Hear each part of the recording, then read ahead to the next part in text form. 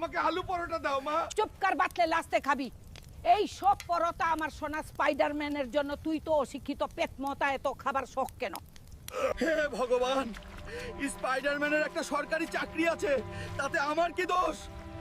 আমিও তো বাড়িতে একই টাকা দিই। মা দেখো, আমি বিয়ে করেছি। মা তোমাকে খুব ভালোবাসে, আর তুমি তাকে না জানিয়ে তার অমতে বিয়ে করেছো। তোমার মাকে বাঁচাতে গেলে দুটো কিডনি দিতে হবে। আমি দেব, দিলে তো আমি মরে যাব। ঠিক আছে, আমি দেব। ও হাল্ক, আমি তোমাকে কখনো ভালোভাবে খাওয়াইনি। আমি সবকিছু স্পাইডারকে খাইয়েছি, কিন্তু আমি কখনো সব ভালো মন্দ খাবার আমি স্পাইডারকে খাইয়েছি। কিন্তু তুই আমাকে এত ভালোবাসিস আমি জানতাম। এই ডাইনি, তুই আমার মেয়েকে বরফ বানিয়েছিস কেন? কি করেছি? এখন তোরেও বরফ বানিয়ে দেব ওই তরল দিয়ে।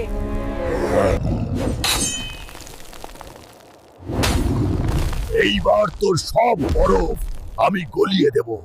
আজ আমি তোকে পুড়িয়ে ছাড়বো ডাইনি।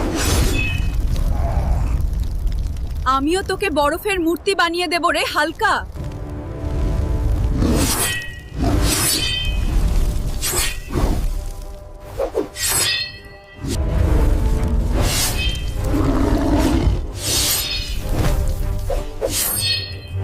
দেখেছে, আমি ডাইনিকে হারাতে পারছি না, আমার শক্তি কম পড়ছে। তোমরা সবাই ভিডিওটি লাইক করো। ও সাদিয়া, কালকে আমি আবার লন্ডনে চলে যাব। এই শেষ বেলায় কি তোমার সাথে আমার দেখা হবে না, মিলন হবে না?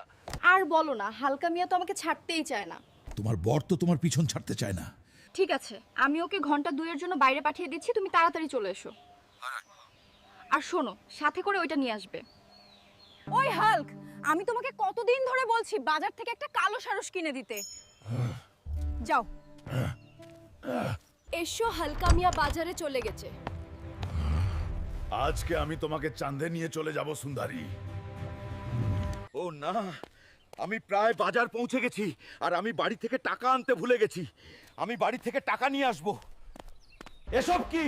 তুমি আমাকে বাজারে পাঠিয়ে এই বজ্জাত থানোসের সাথে ফুর্তি করছো? না, তুমি ভুল ভাবছো। আমার শরীর খারাপ লাগছিল আর ও আমাকে দেখতে এসেছিল। আরে হালকা মিয়া, তুমি জানো না আমি ডাক্তারি করি। তুমি মিথ্যে কথা বলছো। সত্যি কথাটা আমার ইউটিউবের বন্ধুরা বলবে কমেন্টে। ঠিক বলেছি তো বন্ধুরা?